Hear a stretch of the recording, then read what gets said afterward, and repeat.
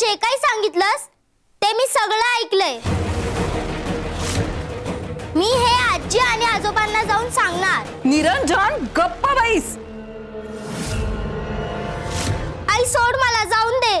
नाही सोडणार. तुला कितीदा सांगितलंय मोठ्यांचं बोलणं असं चोरून ऐकायचं नाही म्हणून. आणि असं काय सांगणार आहेस रे तू आजी आजोबांना जाऊन? सगळं काय कळलं रे तुला? कळतंय म्हणून तर मी आजी आजोबांकडे चाललोय.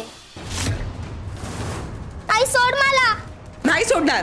काय करणार आहेस तू त्यांच्याकडे जाऊन? मी सांगणार त्यांना की मामा घर सोडून जायचा विचार करतोय, ते पण कुठेतरी जंगलात, हिमालयात. मी सांगणार त्यांना. सोड मला. निरंजन जास्त लाडात येऊ नकोस.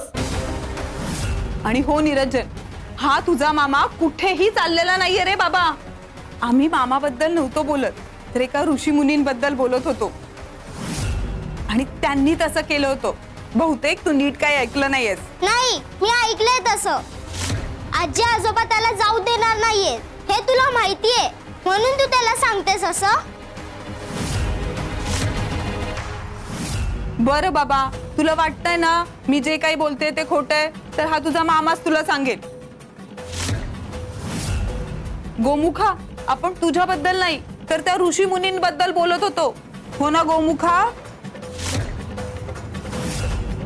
गोमुखा सांग ना रे तू याला. पण मुद्दा माझा होता. तसं तर आपण माझ्याबद्दलच बोलत होतो ना ताई. काय बोलू मी? मुळात मी गणपतीचा भक्त आहे आणि या लहान जीवाशी खोटं कसं बोलू? मी खोटं बोललो तर मला पाप लागेल. मामा, तू खरंच त्या ऋषी मुनींबद्दल बोलत होतास ना? मग घे गणपती बाप्पाची शपथ आणि सांग हे माझ्याबद्दल नव्हतं म्हणून. तू जाणार नाही ना हे घर सोडून मामा?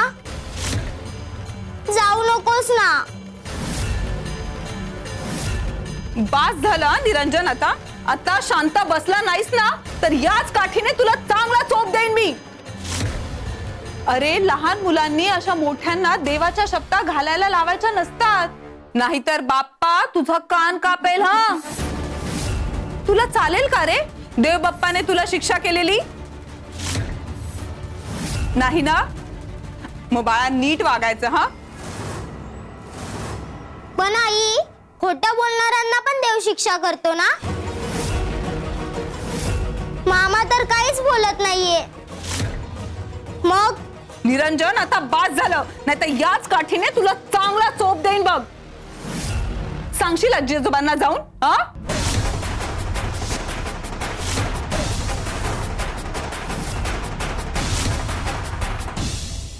माझ्या पालवीचं लग्न जुळत नाहीये. का?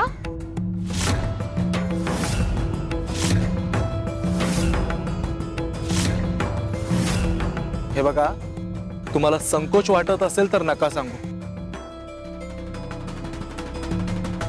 मी सांगते. माझं लग्न जुळत नाहीये कारण मला दम्याचा आजार आहे.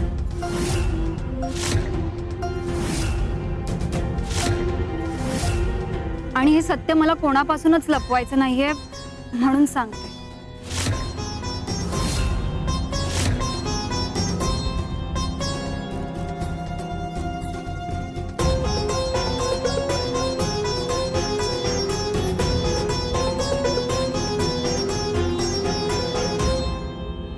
आम्हाला पालवीच्या संदर्भात तुमच्याशी थोडं बोलायचंय. बोला ना. आमच्या गोमुखसाठी आम्ही पालवीला मागणी घालू इच्छितो.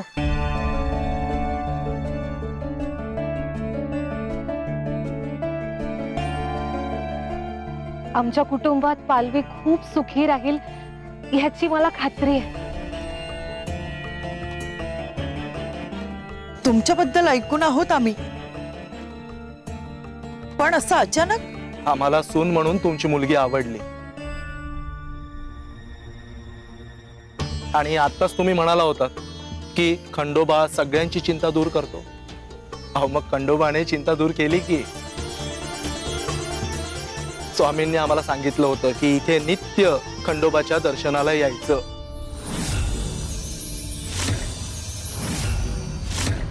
खंडोबाच्या मंदिराचा भंडारा उधाळ. पुढचं सगळं खंडोबा पाहून घे. म्हणजे हे लग्न जुळावं ही स्वामींचीच इच्छा आहे. स्वामींची इच्छा तीच माझी इच्छा.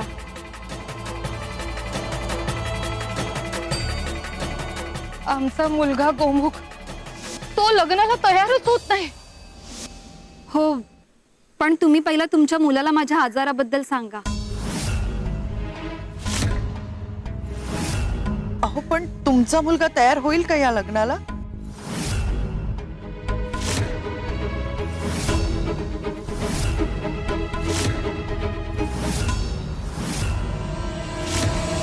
ताई, खरंच निरंजनने सगळं आईबाबांना सांगितलं तर?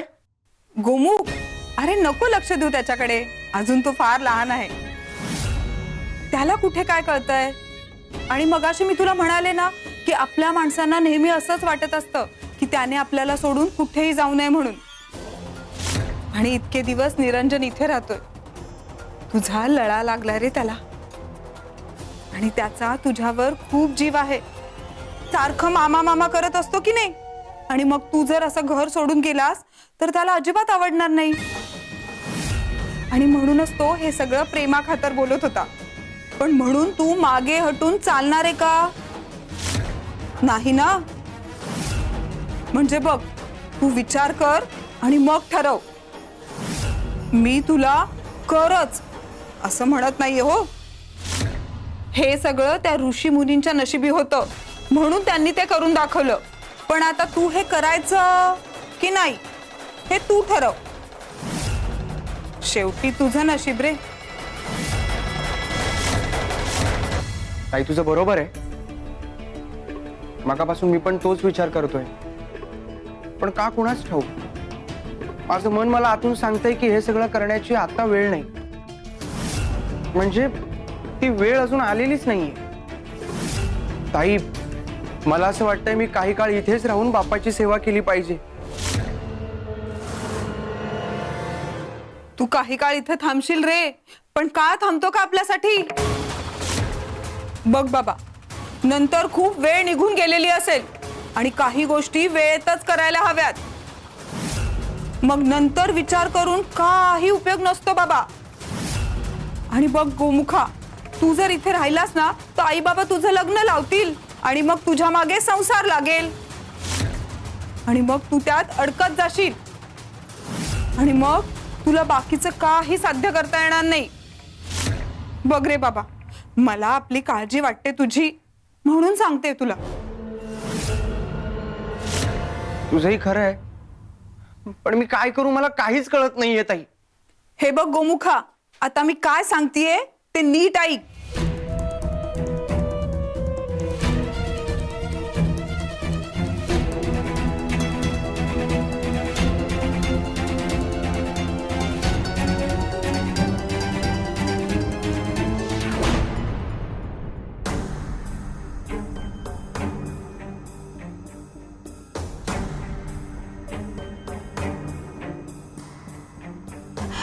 स्वामी, तुम्ही हे फूल एवढं जपून का ठेवलंय? कपिले, आमचा प्रत्येक भक्त या फुलाप्रमाणे, ज्याला आम्हाला जपलंच पाहिजे.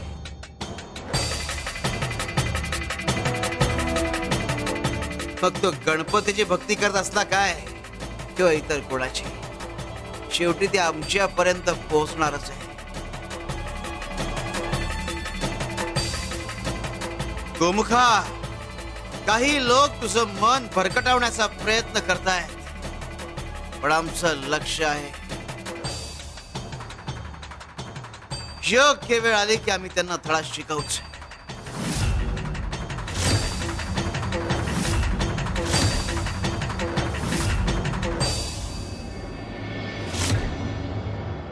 चला आमच्या बरोबर.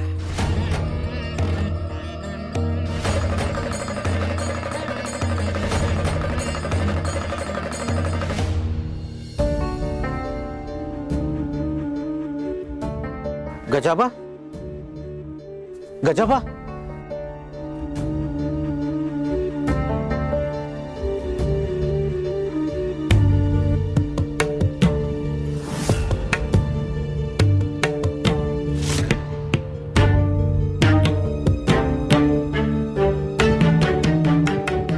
स्वामी अहो हा तर वारलाय.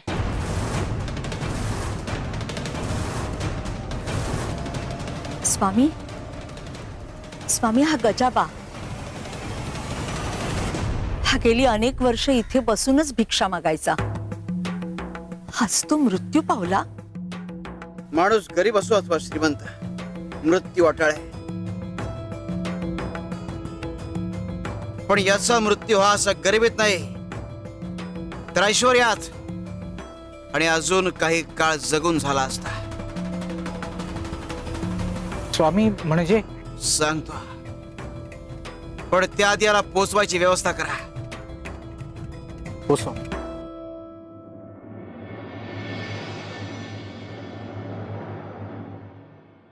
बाळ्या, गोणी बाजूला कर आणि ते खोद.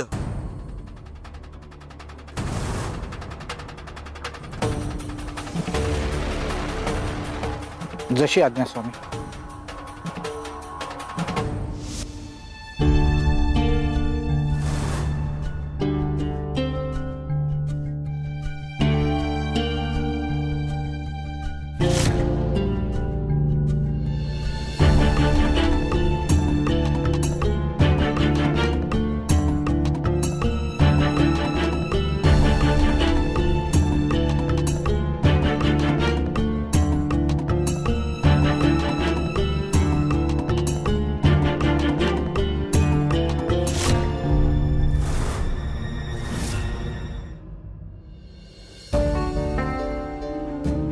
तू हे जे काही करतोयस ना रे, त्यासाठी हे वातावरण काही योग्य नाही रे.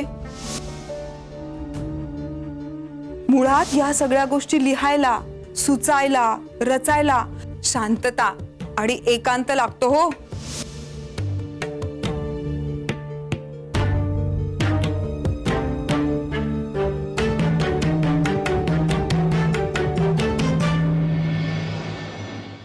गोमुख, ताई तू आधी हात पुढे कर बघू.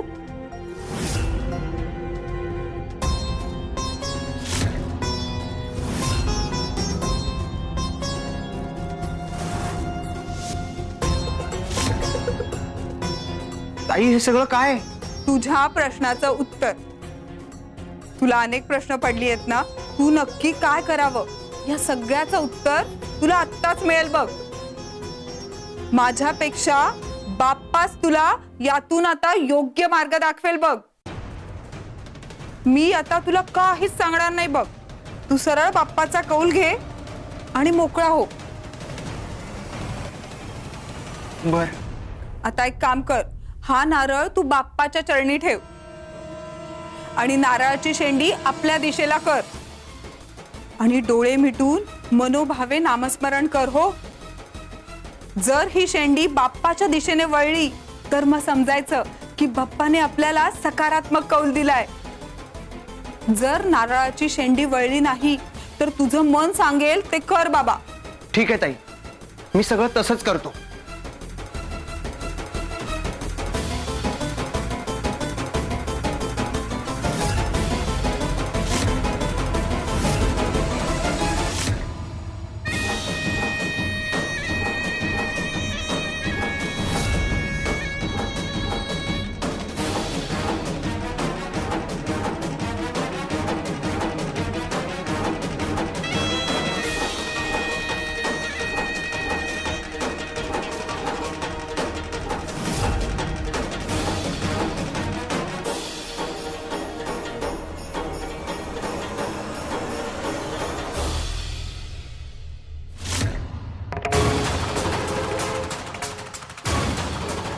ताई, हा, अगं ती नारळाची शेंडी बाप्पाच्या दिशेने फिरली म्हणजे बाप्पाची इच्छा आहे की मी त्याच्या सेवेत स्वतःला वाहून घ्यावं आणि हे घर सोडावं. बाप्पांनी माझ्यासाठी योग्य तो कौल दिलाय ताई. खरं सांगू का गोमुखा, जशी मला तुझी काळजी आहे ना, तशीच तुझी काळजी बाप्पाला सुद्धा आहे रे. प्रत्यक्ष त्याची आणि तुझी भेट होणं आता खूप कठीण आहे, आणि ती व्हावी म्हणून स्वतः बाप्पाच माझ्या माध्यमातून तुला संकेत देत होता. खरंय ताई, खरंय. पण ताई, आता माझं ठरलंय, हे घर सोडून मी जाणार, नक्कीच जाणार. पण त्याची योग्य वेळ मी ठरवेन, कधी निघायचं ते.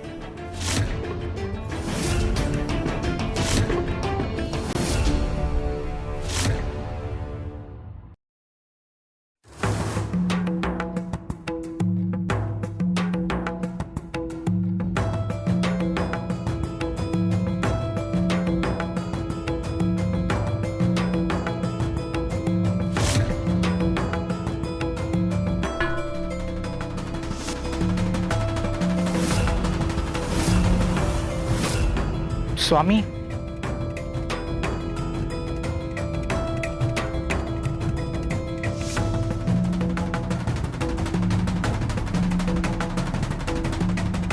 स्वामी,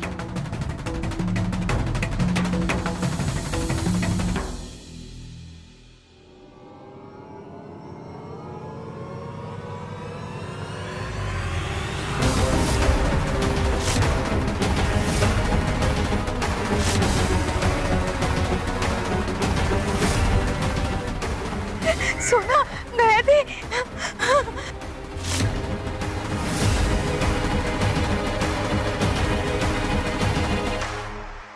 हा गजाबा आयुष्यभर इथेच भिक्षा मागत होता, पण त्याच्या पायाखाली एवढी संपत्ती होती हे याला कळलंच नाही.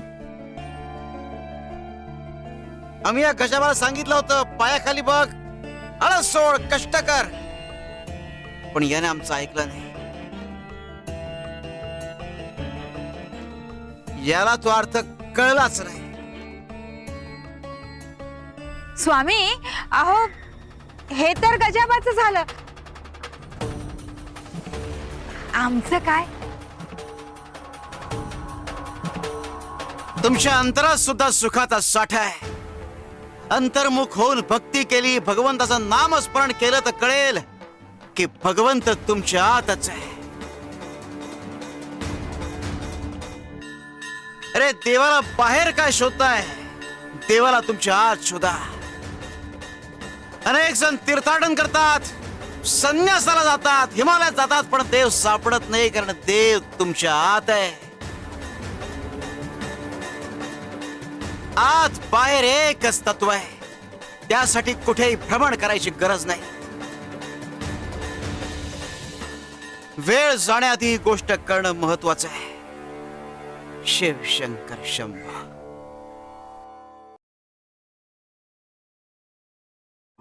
पालवी, अगं आज तू आमच्या घरी आलीस, खरंच खंडेरायाचं वरदानच आहे.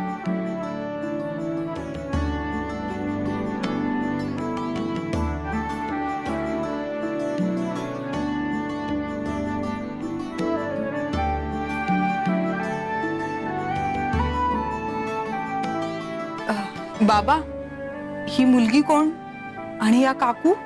अगं सुलोचना, ही पालवी, आपल्या गोमुख साठी आम्ही हिला पसंत केलंय.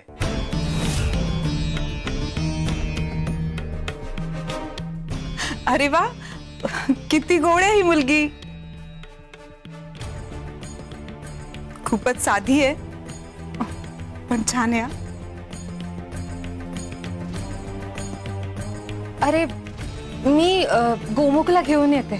हो.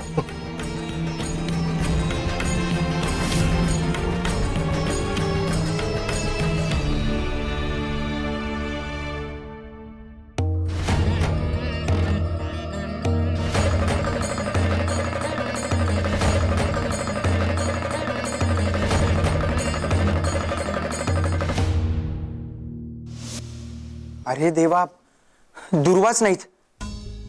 इथंच तर ठेवल्या होत्या. दुर्वा कशा लक्षात नाही राहिल्या माझ्या? कोणी उचलल्या तर नसतील ना? कुठे ठेवल्या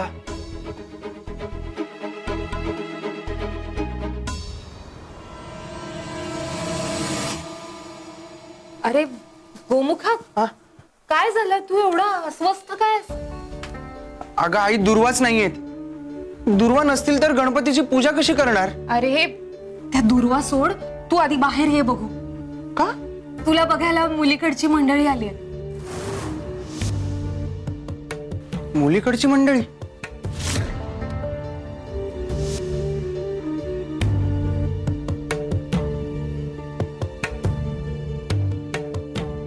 गोमुख अरे वेळ दौडू नकोस, तू आधी बाहेर ये. चल बरं. अगं आई दुर्वा. अरे सोड तू, अगं, चल बाहेर. गणपतीची पूजा अरे कशी चल, होणार? ये लवकर, ये बाहेर ये. अगं